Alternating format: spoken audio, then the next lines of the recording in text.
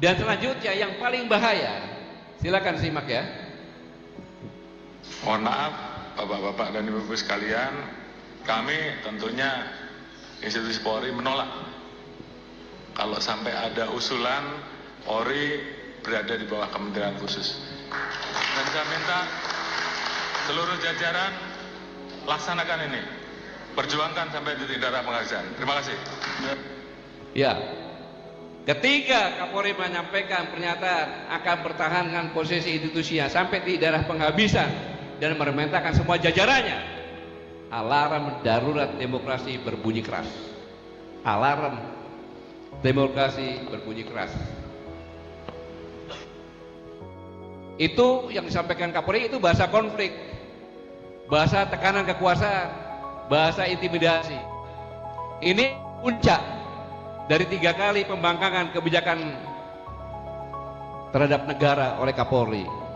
Yang pertama, membentuk tim reformasi tandingan, menerbitkan peraturan kepolisian nomor 10 dan mengunci ruang koreksi walaupun sudah ada Mahkamah Konstitusi. Ketiga, kini menantang di ruang publik secara terbuka dengan diksi ekstrim. Ini sinyal bahaya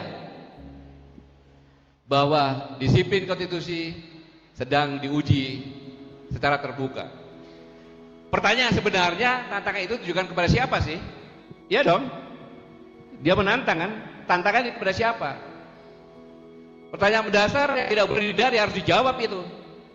Siapa sebenarnya target tantangan Kapolri? Artinya Kapolri sedang menguji batas kewenangan Presiden sebagai memegang mandat konstitusional tertinggi. Pesan implisitnya jelas kepada Presiden, jangan sentuh struktur Polri. Pernyataan ini menciptakan tekanan simbolik pada Presiden. Dan ini saya sampaikan, saya lulusan Akademi Militer, Sigit juga sama-sama pernah di Akademi Militer. Sebagai seorang Kapolri, pernyataan ini, pembangkangan ini merusak institusi Polri yang sama-sama kita cintai oleh satu orang yang namanya Sulistyo Sigit. Saya katakan di sini bahwa saudara Jenderal Polisi Sulistyo Sigit tidak beretika, bahkan cenderung kurang ajar. Tidak pada tempatnya seorang Kapolri bicara seperti itu. Dia kira, Sigit kira Pak Prabowo itu boneka yang bisa timang-timang, tidak punya mata, hanya gambar mata, tidak punya telinga, tidak punya mulut, semaunya dia berbuat. Kurang ajar ini namanya.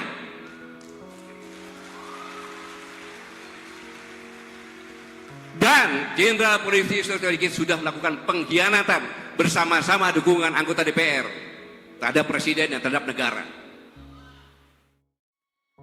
Ini luar biasa. Tapi saya perlu ingatkan Jenderal Polisi Sulistyo Sigit, Kapolri, kasihanilah polisi-polisi seniormu yang sudah mengukir baik mulai dari Pak Ugeng dengan sebelum Pak Sigit.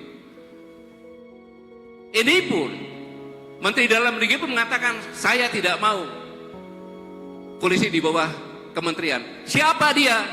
Cuma Menteri Dalam Negeri, ngapain bicara seperti itu? Siapa pimpinan dia? Harusnya sadar dong, apakah kelakuannya seperti itu?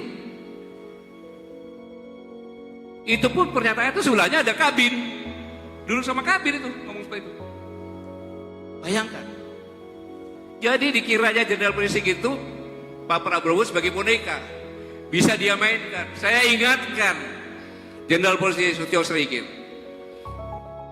Presiden kita, Jenderal TNI Purnawirawan Prabowo Subianto, itu adalah mantan Danjen Kopassus pasukan khusus, mantan Pangkostrat.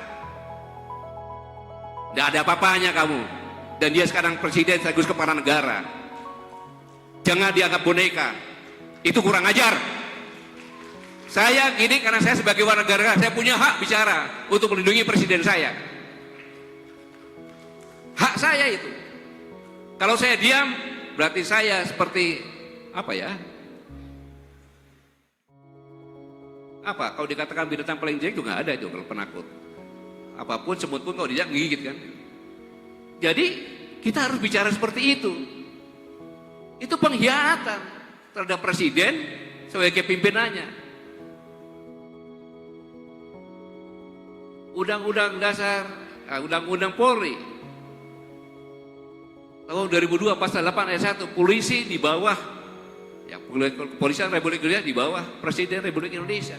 Jelas kok, atasannya ditantang, itu kan gila itu. Gak apa-apa, biar dengan, karena kecintaan saya terhadap Korps Tribata. Kasihan itu polisi yang di jalan capek-capek, ya kan? Kasihan polisi-polisi lainnya lagi. Mereka jadi dimusuhin.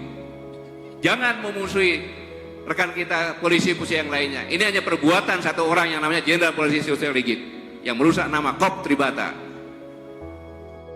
Iya, menganggap presiden boneka. Lalu pertanyaannya, kita lihat aja. Kalau tidak ada perubahan, berarti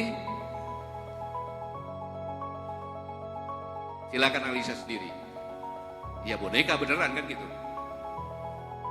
Tapi saya yakin beliau seorang patriot. Beliau orang yang tahu etika. Beliau orang yang sangat menghormati senior. Apa pangkatnya senior, kalau lihat pasti dia samperin dan dia salamin. Pasti dia salamin. Itulah Pak Prabowo. Dan ini pasti dia tahu benar. Ini adalah suatu pengkhianatan yang luar biasa. Jadi saudara-saudara kalian, ketika satu institusi merasa kebal, lahirlah negara dalam negara. Itu bukan stabilitas, itu bom waktu kekuasaan. Negara kuat bukan aparatnya keras, tetapi karena kontrol sipil yang tegas. Saya ulangi, karena kontrol sipil yang tegas. Jika negara terus diam, bencana mengintai. Karena diam berarti arogansi aparat dilegalkan, supremasi sipil dimakamkan, intimidasi dinormalkan, kepercayaan publik runtuh, ledakan sosial tinggal nunggu waktu. Ledakan sosial tinggal menunggu waktu. Saya mengingatkan seperti ini agar tidak terjadi ledakan sosial. Ingat, negara tidak akan runtuh oleh kudeta mendadak. Negara runtuh oleh ketakutan yang dibiarkan tumbuh. Negara harus memilih, menegakkan supremasi sipil sekarang atau membiarkan aparat membangun kekuasaan paralel. Jika negara kalah hari ini, rakyat yang akan membayar mahal esok hari.